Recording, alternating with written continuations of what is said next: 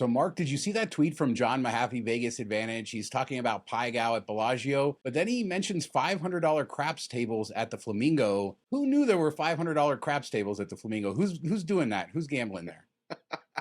I don't know. Like, do you just really love birds, or why are you there? Maybe he's like a high roller, but not a high roller enough that he's staying at like Caesars, and they're like, well, we could get you your own table, but it's got to be at the Flamingo if you want to play only $500. I mean, I guess if you're a mid roller, you can be a high roller, a whale at the Flamingo. So I guess it works in comparison. And who doesn't love the pink stuff? And, maybe it's better than Wynn or Bellagio or any of the other good ones. That atmosphere, I'm sure there's a rich guy somewhere who likes all that. It's definitely less pretentious, so I'll give him that.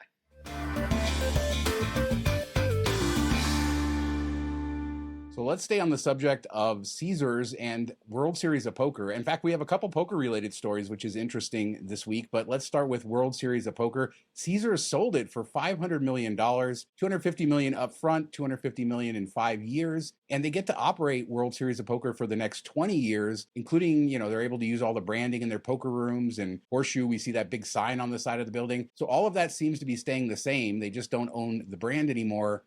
Does it seem like Caesars might actually be getting their cake and eating it too here? Yeah, it's kind of like the land deals we see, where they sell the land out from under their casinos, but then have a long-term lease that they get to keep running the casino and everything.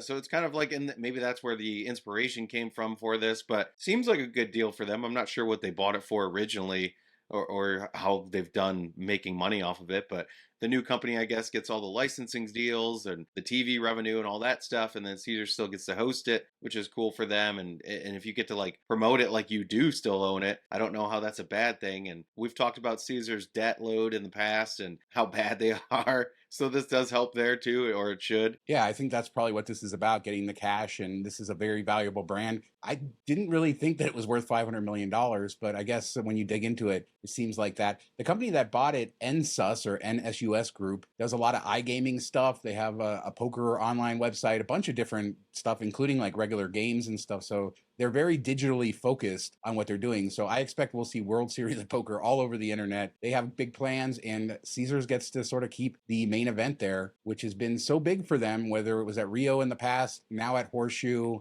Brings all the interesting characters to town. Yeah, and I think that they'll find a way to make money off of it on the online, and probably just having the actual event isn't their main focus. I'm sure Caesar's going to have to pay a little bit of a fee every year to host it and everything. This puts money in Caesar's pocket. I'm sure they'll do something stupid with it, but we'll have to see. No, Caesars do something stupid. Come on. They're going to do great, high quality stuff for all to enjoy.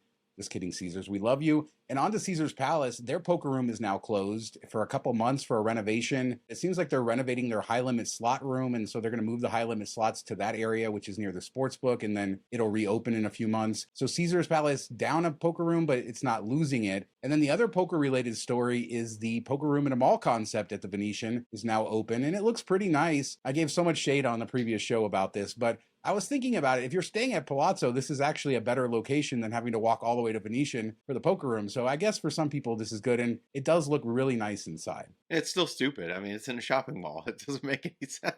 Kind of bizarre that we're talking this much about poker. I know it's still popular, but it's not like the thing that we talk about most often, or you see a lot of in Vegas, as far as like what is popular, what people go there for. All of this coming together at one time is kind of funny. Yeah, we've seen a lot of casinos remove poker rooms. They're not the most profitable rooms for the casino. They can kind of leverage that space. I know a lot have done slots and stuff like that because they're higher margin for the casino. But it's good to see Venetian investing so much money in a great looking venue, even if it's in the mall. But I mean, they needed the space, and I guess they found it. So good to see that. Head over there to play poker. Second story of the Palazzo Grand Canal shops for all your all poker the videos needs.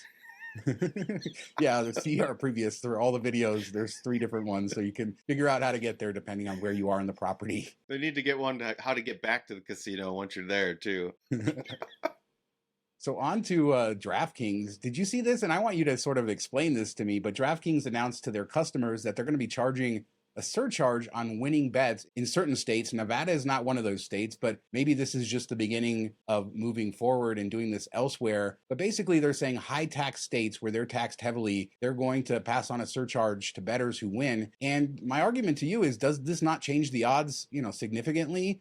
if you're going to have to pay a surcharge on your wins, people should account for that, I guess. You want me to explain this to you? I don't understand like what the theory is here. I get that these states are charging an insane amount of tax on whatever they make. I think it goes over 50% in New York some of the time, and like 40% or higher in the other states listed, which is pretty crazy when you think about how can you operate a business when half your money is taxed, right off right off the bat. I don't know if this is like a cat and mouse game where they're saying they're going to do this and they want to cause an uproar from users, that they push back on the legislators and try to get this tax lowered. I don't know how this is legal either. It seems kind of weird to tax winnings. Definitely changes the odds. You look at the other aspect. If the other books don't do it, nobody's going to play at DraftKings. Why even stay in that state? Just pull out of the state altogether. It seems like they're gambling on the fact that they have such a big market share or a big name that certain people will use DraftKings even if their competitors don't do it. Or maybe this is just opening the door. This doesn't start till January 1st. And as you said, maybe this is a shot across the bow.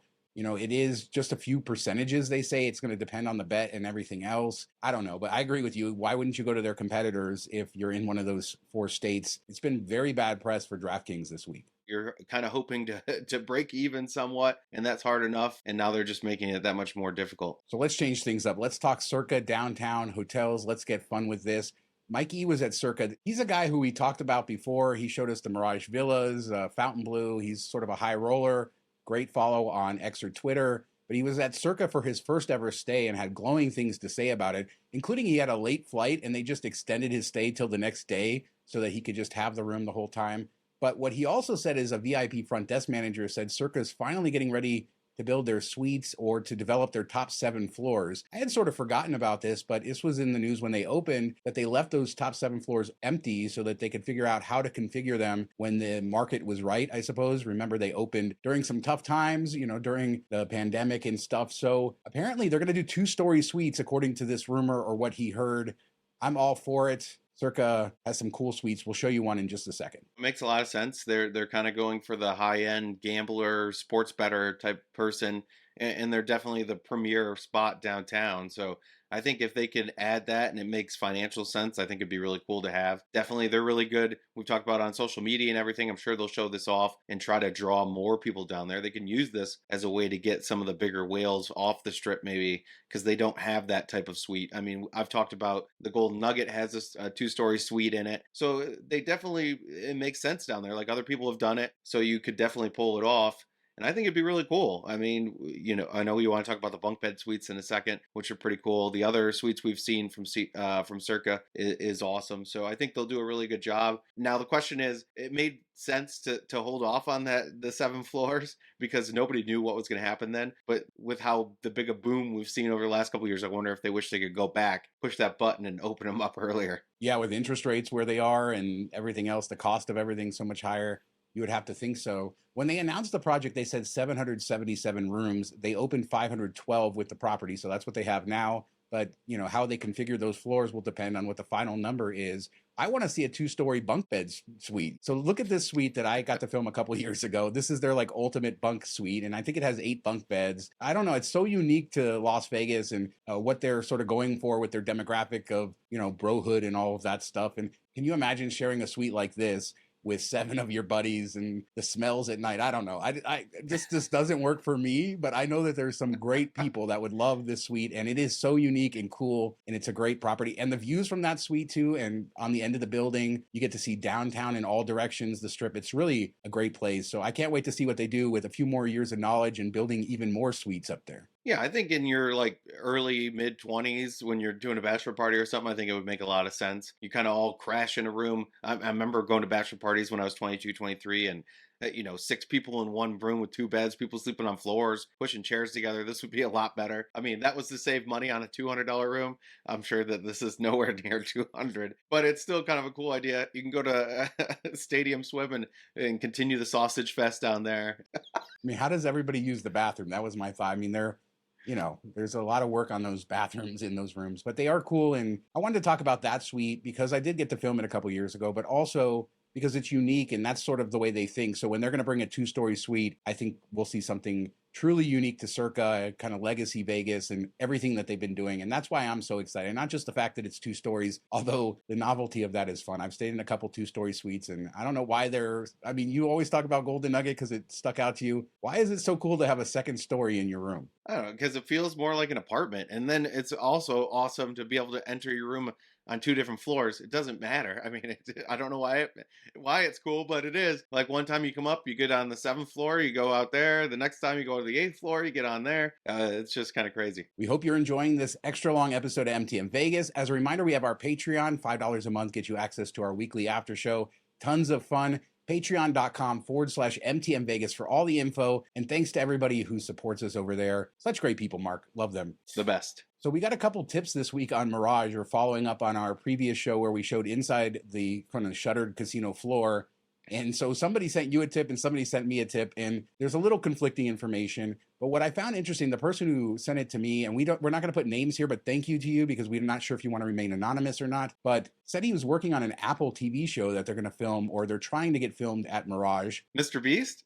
No, Mr. Beast, he pissed everybody off, so they kicked him out of town. No, I don't know what's going on with Mr. Beast, but they said they can't use the theater. The theater is already under construction for its expansion. The casino floor, according to my tip, says they're going to start construction around November. He also said that most of the machines were leased and they're already gone. Your guys said that a lot of the machines are in like the conference center, so maybe the ones that they owned and they haven't moved those out yet. But basically, that's sort of where we're at with this. An Apple TV show filmed in the shuttered Mirage. What could this possibly be? He did not tell me what the show was. I mean, it could be like another zombie in Vegas type show or something. I don't know. They can do so many amazing things when they're filming and use a space and make it look completely different than it is. So I don't even know. Maybe like a casino show, or maybe it has nothing to do with Vegas or casinos and they're just using the space. Yeah, I was thinking maybe a casino show or a show that takes place in a casino or a movie or something, you know, like that, or a limited series, something like that. Because you could really take that space now and transform it into a set because it's so empty and make it look exactly how you want. So yeah, it'll be interesting to see. And it'd be great to see that kind of live on if they're able to do that. But that's what we're looking at. So November, they're going to start heavy construction and we'll start to see that as the theater's already going. And I think they're getting ready, obviously, to do the volcano. So probably won't have any updates for a little while, but wanted to share that. And thanks to everybody who sends us tips on Twitter, X. So back to Caesar's Palace, Mark. This week, Rod Stewart is ending his 13-year residency there. And what was cool is he went over to Cosmo, to the barber shop, and sort of entertained guests and was out and about all weekend. But 13 years, August 7th is his last show. I think that deserves credit. He kind of, you know, with all the big sort of newer acts that have come to Vegas with residencies and the Sphere and all this big hoopla, he's just been doing it. And Rod Stewart's such a legend. Yeah, I mean, it's cool to see the longevity of this, the show that went on. And it kind of has flown under the radar during that time, too. But he's kept it going and kept it busy and all that. And the thing I found most interesting is the shows have been at Caesars and you go to an MGM property to have your after party. Hey, you know, the barber shop is that. So we still have no Celine announcement for Resorts World. Could this open up a spot for her? Obviously, this was already announced, so it's not like it's new news that he's leaving, but it's interesting we haven't heard anything about Celine. So was that just a made-up rumor, or they're still nailing in the details? Yeah, I wonder what, you know, Caesars is going to fill the Coliseum with now. You would have thought maybe Celine, but she already has the deal with Resorts World. So you're kind of, okay, where are we going from here? And they haven't been nailing down the biggest names as of late. It seems like everybody's kind of going elsewhere. So they got a lot of work cut out in front of them. And who knows what they'll do with that open slot now. But, you know, it's a big theater. They got to fill it. So we'll have to see where they go. More Adele. Adele every day, every night, just more Adele shows. And they can print money with that or get Taylor Swift to do a residency. Just kidding. Why would Taylor Swift ever come to Vegas at this point with all the money she's printing? Maybe in 20 years. Let's hope. So on to Aria, and there's this mysterious construction wall around a bar in Aria. We were putting this out there to see if anybody knows what's going on. Thanks to a viewer who sent this to Mark. And you need more information to share? It's just basically in the middle of the casino floor. People can see sort of where it is near the table games. I searched and couldn't find anything announced for this space. I'm guessing just a light refresh of the bar. Yeah, we have seen a lot of casinos focus more on refreshing their bars. A lot of times it's the center bar. We've seen that at other properties lately. So it's good to see more investment. And we've made fun of Aria and how it's looking a bit dated up in the rooms and stuff. So maybe they're focusing a bit more in the public area. So we'll have to wait and see what this turns into, but that would be my guess as well. Maybe this means we'll start to get some more refreshes. Aria, great. I love the casino. We've talked about how the rooms are dated, but I think the casino's a little dated too, but I still like the vibes, so it doesn't bother me. But I can certainly see them refreshing it in different areas. So maybe we'll get that a little bit at a time, but no announcements. And if anybody out there knows something, let us know. Social media is great, Mark, and it's great for sharing all the terrible things that happen to you, all the fun things like the wins, like Alan Kessler shared the $1.2 million win we talked about. But something different happened this week, and this was at MGM National Harbor. So not in Vegas, but this guy shares as he's waiting for his $4,000 hand pay, and then tweet after tweet, I'm still waiting, I'm still waiting, I'm still waiting. I think it was over 4 hours before he got the hand pay, apparently some sort of system thing. And then when the person gives him the hand pay and leaves, and he eventually tries to cash out his original money, the machine says it's another hand pay for his $234 or something. How frustrating would that be? Yeah, do you walk away at that point? Can you cancel at that point and try to go back and play? I don't know. I'd wait for the $4,000 for sure. But once you get 4,000, do you wait another couple hours for the 200 something? Hopefully it got paid out quickly, but sounds like it was a mess over there, and everybody, like all the machines were kicking out hand pays even when they weren't hand pays.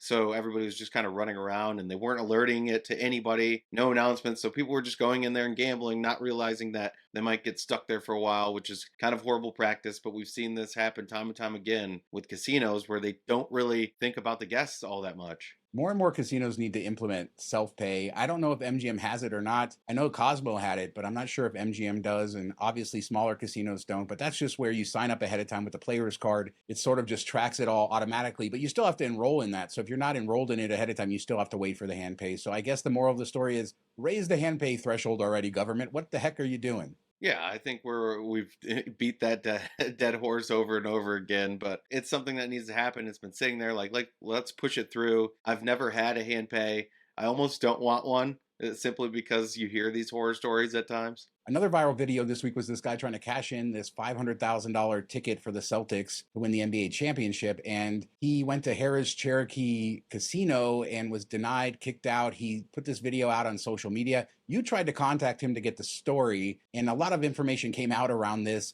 saying that he used a proxy bettor or somebody else made the bet for him. In fact, I think he actually shared that on Instagram. The result of all of this is Caesars didn't pay. I think they kept his money for the bet, which I wanted to ask you about that. How is that okay if they say you made a bet you're not supposed to? How do they keep the money? Proxy betting is what this is called when somebody else makes a bet for you. It is legal in Nevada if you use a registered proxy, which is interesting, but most states it is illegal. I just don't know why they can keep the bet. And most of this is because of money laundering. That's why they sort of do this to kind of keep track of everything. Yeah, I'm wondering if he was having issues with Caesars, banned. I think he had posted that he's banned from several sports books. So he might be like a sharp or smart bettor, and they just don't want his action. So he had somebody go in there either to like add on top of whatever bet he made, or maybe just to get around from them saying no bets. But yeah, you don't want to post that on social media that you did that. I don't know that they even found that. I think that this property even like promoted the win. We're like, oh, we had a guy win 100, half a mil. Well, he didn't win half a mil, but won 300 and some $1,000 on this bet, and then they didn't pay it, which is kind of crazy too. So maybe they didn't know, that it was a proxy bet, and why wouldn't you just have the proxy go get the money and stand next to him? I'm sure they're going to check and see who made a bet of that size. But yeah, maybe he thought that he could do proxy like you do in Nevada. I don't know. It's such a weird story, and that didn't really come out. But I guess if it's a fraudulent bet, they just get to keep it. But you would think that would have to like go somewhere, turn it over to the government. I don't know. Then you could just say everything's fraudulent and keep these huge bets. And you're right. Any bet of that size and payout of that size, they're going to look into it. It's not like anybody's just going to be able to randomly stroll up to the counter and cash it. They're going to look at who made the bet, especially if you're in a state where you have to collect your own tickets because there's, somebody could drop the ticket on the floor and they want to protect it in that way. So I don't know. My favorite part of this whole story was the letter where he got banned from Caesars and it said total rewards. So how long has it been since we've had total rewards? 5-6 years, and they forgot to update the boilerplate. Yeah, the weird thing is like the letter says he was banned on July 16th, which is, right before he went to go try to collect it. So you could say like, hey, they're just trying to ban him so they don't have to pay out. But the bet was made, and that's another weird thing that I don't know how this works. What if you make a bet, because he made the bet in February, and then you get banned like later on? Can you not cash out that ticket even though the bet was made when you weren't banned? But this game happened in June. So what are you doing waiting, 3, 4, 5, I think it was like almost a full month or more than a month, like 6 weeks before you go try to cash the ticket? Like, do you have something more pressing to do than go pick up a $500,000? It's just a weird story all around. And remember that story from Mesquite out here in Nevada, maybe last year, where that guy who was banned from the casino from Casablanca went in and won a jackpot and they were trying to deny paying him. Nevada Gaming Control Board said that they had to. So being banned from a casino doesn't mean they don't have to pay. But obviously, if proxy betting is illegal, that's a whole different story. Maybe we'll get more information. So our last story, and it's a big one, it's F1. And this is sort of a takeaway from the MGM earnings. And Bill Hornbuckle and company had their earnings call last week. We don't go over all the numbers. There is a lot of interesting stuff. And if people love Las Vegas, I suggest, reading the transcripts of the earnings calls. They're really cool. You can even throw it into Chat GPT and have it sort of summarize it all for you. But there was some interesting stuff there, specifically around F1 and how the room rates are terrible. And I wanted to look into that. So I did some searching for the room rates for F1 weekend, and I wanted to show the data. And it is bleak, man, compared to last year. I mean, there's hotels that are just normal weekend prices pretty much.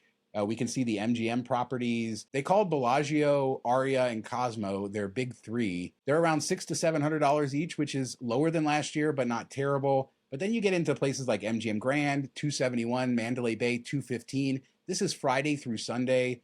Delano's pretty low, and you can stay at the Dirty Castle for $143. Yeah, I mean, that's kind of below some regular weekend rates. So not the greatest. I know, it's right around the holiday time. So that's normally maybe a bit slower in Vegas.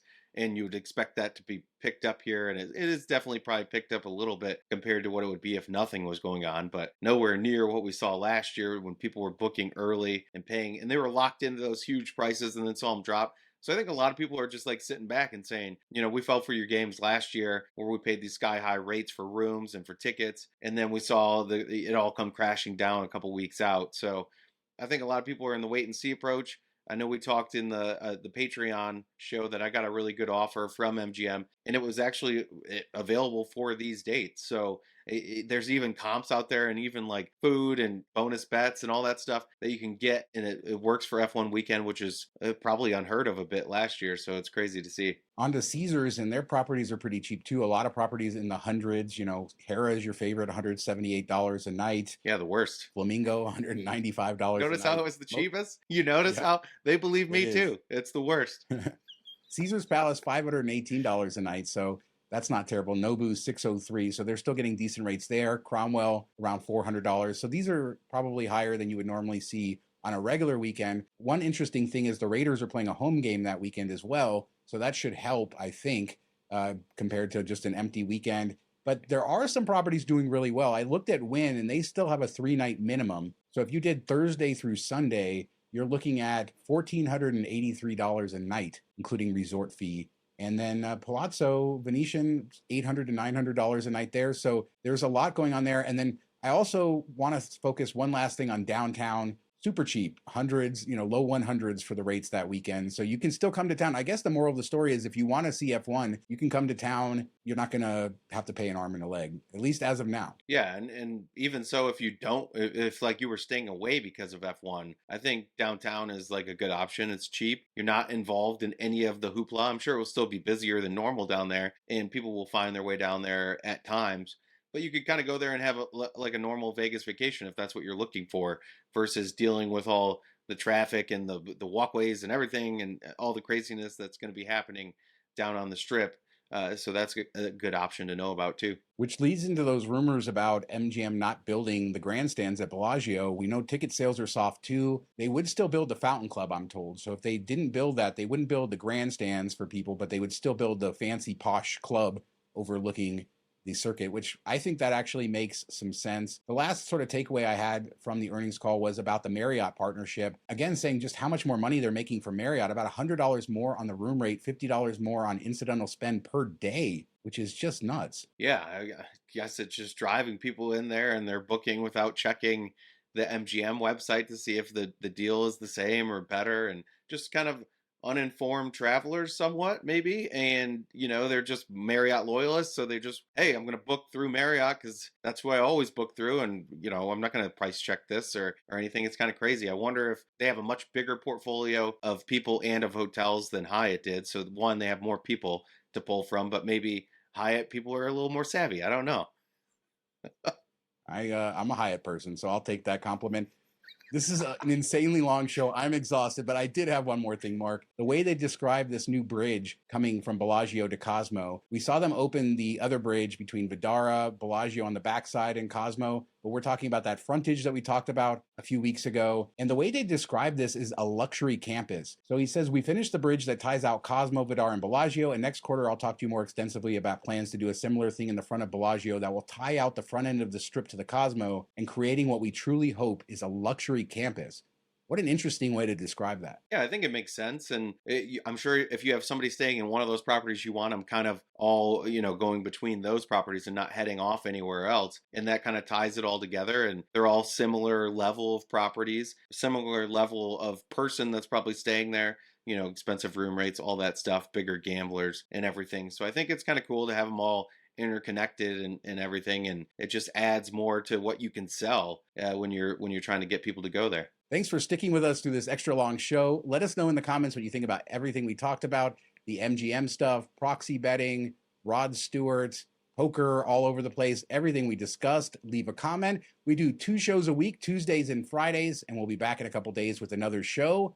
Let us know if you like these extra long shows too. Thanks so much for listening or watching. Talk to you next time. Both things. Thanks for both. Yeah. Have a good week, everybody. Rare shout out to the podcast listeners. Well, thanks for sticking with us through this show. If you like, let it. Thanks for sticking with us through this extra long. Stop.